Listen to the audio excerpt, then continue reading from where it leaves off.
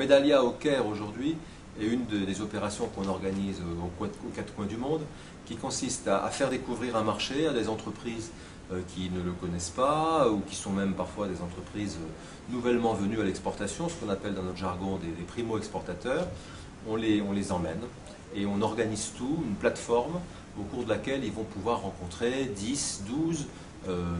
partenaires potentiels égyptiens qui évidemment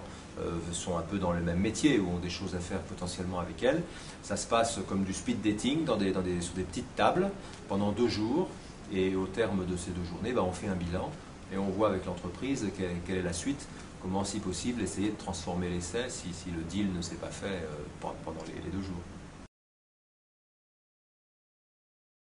Autant nous avons des parts de marché dans les pays du Maghreb qui sont très flatteuses, autour de 20-25%,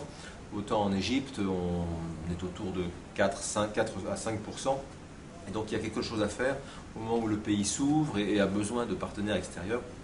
Il faut que les Français, en particulier les PME, prennent le train en marche. Les opportunités sont en train d'apparaître, il faut pas cacher on est encore au début de l'ouverture, mais il y a un gouvernement jeune qui est très acquis à la libéralisation, à l'ouverture, à la baisse des tarifs douaniers, à la déréglementation, et qui crée des opportunités pour des PME à partir du moment où elles ont des produits ou des services qui sont en phase avec les besoins de cette économie, qui sont des besoins en infrastructure, en amélioration des services, du tourisme, mais aussi de l'agriculture, ou tout simplement des biens de consommation, parce qu'il y a une classe égyptienne qui commence à avoir les moyens d'acquérir des produits étrangers pour lesquels c'est aussi un peu un élément de standing de pouvoir consommer Made in France, par exemple.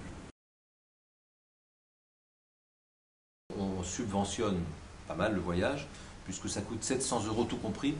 de venir ici, de passer 2 jours et de rencontrer une douzaine de partenaires potentiels. Ce prix de 700 €, il est évidemment très fortement subventionné par l'État, puisque ça doit nous coûter à peu près 3 fois plus d'organiser une chose comme ça. Mais on considère que dans un pays qui n'est pas si facile encore d'accès pour les entreprises, qui n'est pas identifié comme la Chine ou comme le Brésil, comme un des principaux émergents, eh bien c'est à nous de montrer un peu la voie, et pour ce faire, de l'indiquer également par une politique de tarifs assez volontariste, et c'est ce qui est le cas aujourd'hui.